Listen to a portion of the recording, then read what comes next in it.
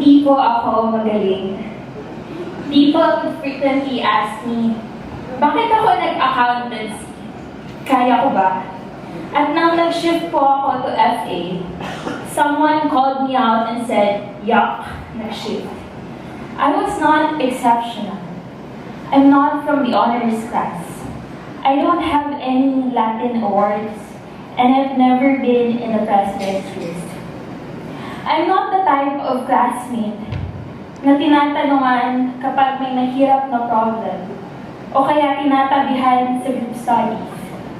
Growing up, I honestly believe that I'm not worthy of any recognition because I felt like I don't belong anywhere. Hindi po ako kasing galing ng mga kapatid ko. Mga CPA po sila. Ang isa ay graduate sa law school bilang class salutatorian sa Maynila at pinsan na third CPA board placer Ateneo alumnus. I grew up living behind the shadows of great people that it became harder for me to recognize my own worth. Hindi ako magaling, pero lumaban po ako. Lumaban po ako hanggang sa makabalik sa BS Accountancy, hanggang sa maging pre-rev, at hanggang sa maging CPA. Lumaban po ako. Sinumpa ko po ang pre-rev thinking how unfair the system was, the toxicity, the everyday crying, pushing myself to go to school despite of depression. I would have jumped the building the moment I was told I wouldn't graduate on time. I was this close of doing that. Pre-rev is a hell. But who would have thought that one day I would be grateful that it happened? Pain helped me become the person I am now, so trust the process. To all pre-rev people are still listening, and even those who are not, you will get your heart broken. Sometimes you will find yourself lost, and even worse than that. Cry really, really hard, but never give up.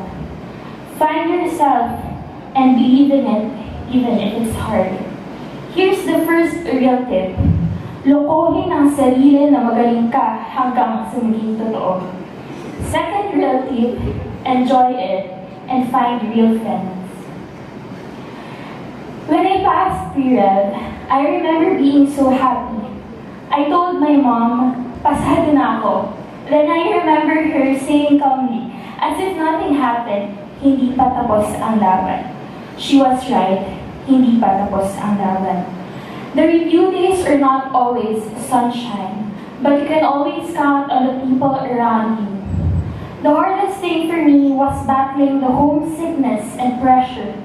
There was this one time, I guess a week before the exam, that I came home early sa dorm just to cry. Tapos, Joanne was there, my roommate, and she was really trying her best to comfort me. Thank you to my roomies, Joanne, Mia, and Joyce. You might not know this, but I'm really, really happy being with you. I am so proud of us, lalong-lalo na kay Joyce. I'm very proud of you. I love you all, Char. When it comes to preparation, prepare in a manner that suits you ever since. The actual board exams will not depend on how good you were during the review days. Foundation. Foundation po talaga. The things you've learned during your undergrad years will really save you. Take note and give yourself some credit on how far you have come. The day before the actual CPA examination, I was rushed to the ER because I was suffering from severe stomach ache and vomiting. Days before that, I had diarrhea and fever. Everyone thought that I wouldn't be able to take the exam. I was discharged from the hospital the night before the CPA examination, but I always knew I was unstoppable. 7 years, tapos magpapatalo na ako sa sakit ng tiyan. No, Felicia. So on that day, I took off all my bandages. Ito pong siniserohan and all. So, yeah. So on that day, I took off all my bandages, and that has made all the difference. It has been almost a month since I last saw my name on the list of pastors. Siguro nga effective ang mga pamahiin ng mga tita ko. I never thought I could do it, but I did. Hindi po ako magaling. I'm average. I am nowhere near these people sitting beside me. I'm nothing special. Sometimes I feel like I'm such a disappointment, but neither words nor circumstances would ever stop me from achieving something that would make my parents proud. I hope they are proud of me. Napakahirap po ng daan patungo sa CPA title, but all along it was not really about being great. It was really just about gaano ba kakapal ang mukha mo at gaano ba katibay ang loob mo.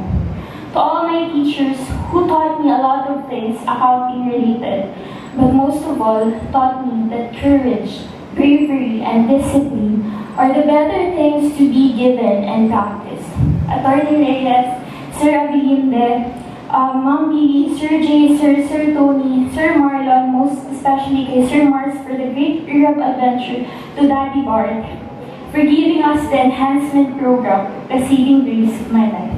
To Sir Mike, the only friend, my only friend in the department. To Sir Tuy, unpopular opinion, pero you made me believe na matibay ako sa maths, so thank you. May you instill on every student that grades matter only in school standing, but would never define who we are as persons because we are more than that. To all my friends, you all know who you are. Thank you for always believing in me.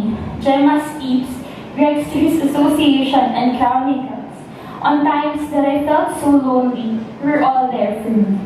To the Powerpuff Girls, Anne and Malu, CPA na kitang tulo, Pao, and Hazel, thank you for all the nights that I needed someone to talk to. To all the saints and souls in heaven, to my guardian angel, the Holy Spirit, Mama Mary, Saint Jude, Saint Joseph of Cupertino, Jesus, my God, I will be forever grateful. To my sisters, I am now proud to call us the Tres Marias CPAs. To my family, words, I couldn't thank you enough. Thank you very, very much. When I started in Ateneo, I have so much imagination of who I will become and what will I be. As I grew up, I learned that I've learned that everything we imagine are not always the way things turned out, and that's okay. We make stories out of failures and mistakes, not of greatness. I think our journey wouldn't stop here. It's an unending cycle of pain, but we will push through. That's what makes a great story. So this is a quote from Noor, my favorite. Without a failure that bruised your heart and every art and every star, what else would remind you that underneath this golden skin, where strong runs in your veins? The CPA title is not about everything. It is really the character that makes you a CPA. This is the lyrics I got from Ben and Ben's song entitled Susi. Ilang beses man madapat sumubsob, kailanman ay gawing matatag ang iyong loob. Mga batikos huwag nang diringgin, pakawalan lang yan sa hangin. Bukas ay malapit na rin dumating, lumaban ka pa rin. Thank you very much and good evening. Thank you so much. I have appreciated